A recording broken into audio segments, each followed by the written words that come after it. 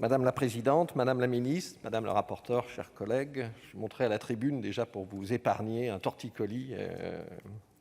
Je dois déjà vous faire pardonner de vous priver de l'accent du Lot de notre président Roquier, mais qui aujourd'hui est retenu quand même par le président de la République. Vous nous en excuserez. Donc, dans maintenant moins d'un mois, le peloton du Tour de France s'élancera depuis Brest avec l'espoir que nos champions français comme Julien Alaphilippe ou Romain Bardet viennent briller sur les routes de nos départements. Seulement derrière eux s'élancera également une petite camionnette blanche qui fera cauchemarder les compétiteurs. Sa mission est bien précise, celle de ramasser les couleurs jetant l'éponge au cours de l'étape. Vous la reconnaîtrez facilement, elle est habillée d'un autocollant portant la mission « voiture-balai ». Eh bien, je me réjouis que notre Parlement ait aussi institué sa propre voiture-balai et que celle-ci fasse son œuvre pour la deuxième fois. Le travail législatif, comme le cyclisme, est un sport d'endurance et nos lois aussi doivent savoir jeter l'éponge lorsqu'elles cessent d'être normatives.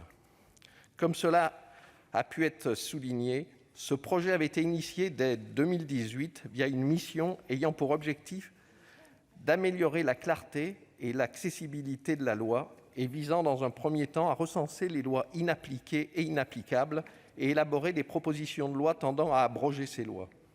Une première loi, dont notre estimée collègue Nathalie Delattre était rapporteure, a ainsi pu effectuer un premier balayage des lois adoptées entre 1800 et 1940 et nous envisageons à présent les années de 1941 à 1980. Je rejoins ceux qui ont souligné l'important travail effectué pour l'élaboration de ce texte. Derrière la liste des textes, nous trouvons une fouille minutieuse, précise et patiente. Elle nous dit aussi quelque chose de notre histoire et des événements qui ont construit notre société. Je pense par exemple à la loi du 11 avril 1946, ayant pour objet de permettre aux femmes d'accéder à la magistrature, que notre commission a finalement désiré conserver symboliquement. J'en citerai une autre, la loi du 12 juillet 1978, portant diverses mesures en faveur de la maternité, ou bien encore la loi du 31 juillet 1968 relative aux forclusions encourues du fait des événements de mai et juin 1968. Cette proposition de loi nous offre aussi un rapide voyage à travers la diversité des métiers que connaît notre pays et qu'il faut soutenir. Je pense par exemple à la loi du 22 avril 1944 relative au travail de nuit dans la boulangerie ou à celle du 31 décembre 1971 relative à l'exercice de la profession d'infirmier ou d'infirmière dans les départements d'outre-mer ou encore à celle du 26 juillet 1957 modifiant le statut des travailleurs à domicile. Ensuite, il me faut aussi saluer la prudence dont a su faire preuve notre commission des lois, qui a scrupuleusement vérifié pour chacun des textes que leur abrogation n'entraînerait pas la moindre conséquence juridique. L'effort de clarté ne doit pas être accompagné d'un risque d'imprévisibilité. Et en définitive, il demeure tout de même plus d'une centaine de lois qui seront abrogées si le texte en état était adopté en état.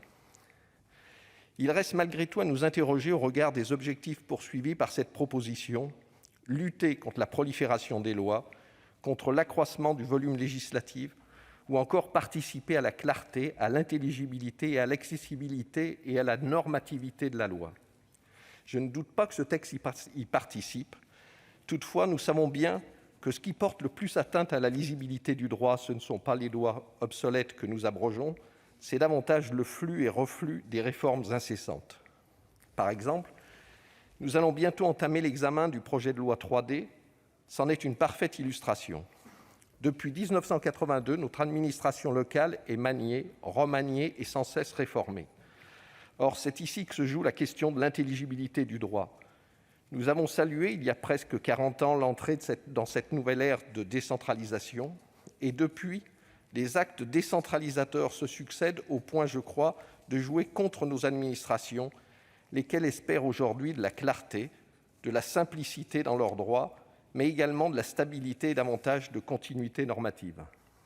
Car assimiler chaque réforme, chaque changement, c'est faire usage d'une énergie qui n'est pas dépensée ailleurs, c'est-à-dire qui n'est pas consacrée précisément à l'administration de nos territoires. Le texte que nous examinons aujourd'hui doit nous rappeler qu'il nous revient d'endiguer cette tendance, hélas devenue durable, de l'inflation législative. À l'avenir, nous devrons nous efforcer de contenir notre désir de loi. Cette dernière remarque n'enlève rien à la qualité du texte que nous discutons et au sujet duquel le groupe RDSE sera unanimement favorable.